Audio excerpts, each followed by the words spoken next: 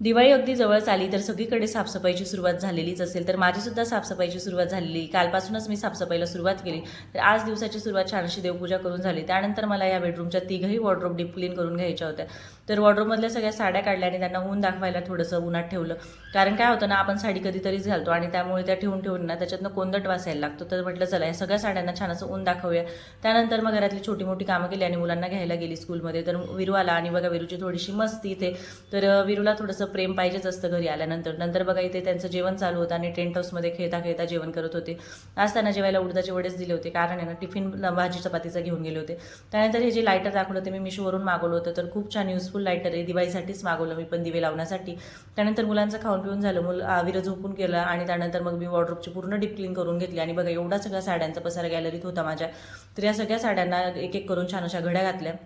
तर घड्या घालायला सुद्धा खूप जास्त वेळ लागला, साडी ब्लाऊज करून. त्यानंतर सगळ्या घड्या घालून झाल्यानंतर गॅलरी छान क्लीन करून घेतली आणि मग माझे कपडे वाळत टाकले.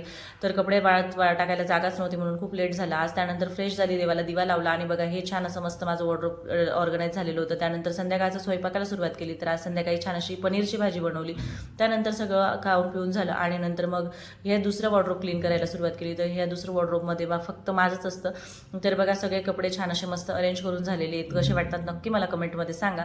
तर त्यानंतर नंबर आला तिसऱ्या वॉर्डरोबचा. तर तिसरं वॉर्डरोब अगदी अर्ध्या तासात डीप क्लीन झालं होतं माझं, कारण त्याच्यात जास्त काही सामान नव्हतं त्याच्यामुळे. तर बघा मस्त माझ्या तिघही वॉर्डरोबची डीप क्लिनिंग इथे झालेली आणि आज माझा एक बेडरूम पूर्ण क्लीन झालेला आहे. तर तुमची सुद्धा क्लिनिंगला सुरुवात झाली का मला नक्की कमेंटमध्ये सांगा. व्हिडिओ आवडत असेल तर लाईक करा, चॅनलवर नवीन असाल तर सबस्क्राईब करा. चला भेटूया उद्याच्या व्लॉगमध्ये, तोपर्यंत बाय बाय.